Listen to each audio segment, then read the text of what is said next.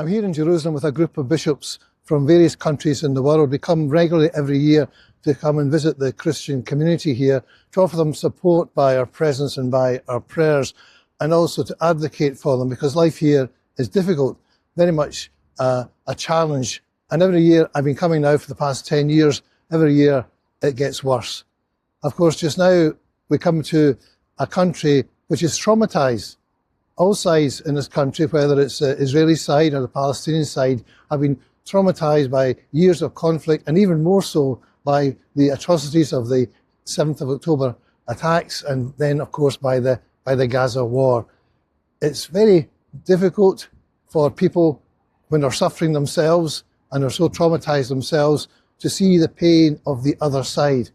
We've been meeting with some very admirable justice and peace groups, some Israeli groups who have been advocating for justice and for peace, because there are some who see the way to peace. Everyone wants peace, but some see the way to peace as being through war and violence, or by expelling the other side, and to try and encourage people to see the humanity of the other side, and to reach peace by dialogue and by trust, because this land is for everyone who lives here, and that has to be accepted by all sides. We went to visit some Bedouins who are under great pressure. Just now there are Israeli settlers who are causing so much harassment and by their violent actions, destroying people's livelihoods. We went to a Christian village of Tebe, which is about 1,200 people there, and they've had settlers coming and destroying their olive trees, coming, setting their cars on fire. There's a campaign, you can really have to call it a campaign, to try and disrupt the lives of Palestinians on their land, to encourage them to go away and to disappear. And it seems to be left completely unhindered by the authorities, by the security system that doesn't do anything to protect them at all. Yesterday we had a meeting with Father Gabriel Romanelli, the parish priest of Gaza. He came to Glasgow just a year or two ago, and we're delighted to have him there. Now, that meeting, of course, had to be by Zoom.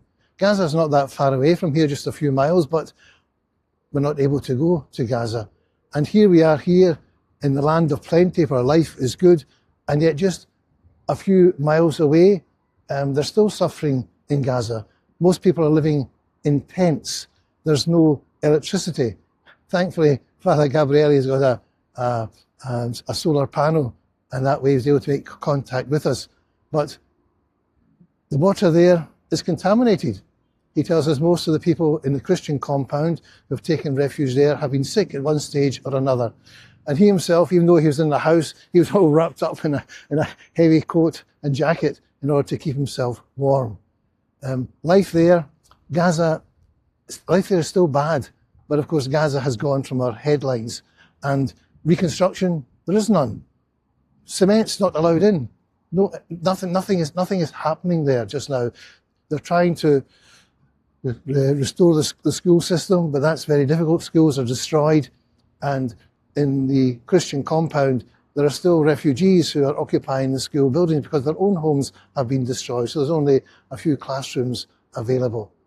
So coming here, by our presence here, we try and encourage people to show them that they're not forgotten, that the rest of the world does care about them, and that we, their fellow Christians, do pray for them, and we do pray for peace. There's many groups that come to Jerusalem and come to the Holy Land. They see the situation, they say how terrible it is, and then they go away again. The one thing about this group of bishops that come, we come every year, and we go back to the people every year. They know that we do not forget about them, and each year we try and put as much pressure as we can onto the authorities to improve their life here. But life here will not improve until the occupation comes to an end. At the heart of the problem is this: the Palestinians live under a military occupation in the West Bank and in Gaza, and we do need them to be given a state of their own, and that's a long way away. But there are many impressive people here, many people working for justice and peace. And they're the people that give us hope. They bring hope to this troubled land.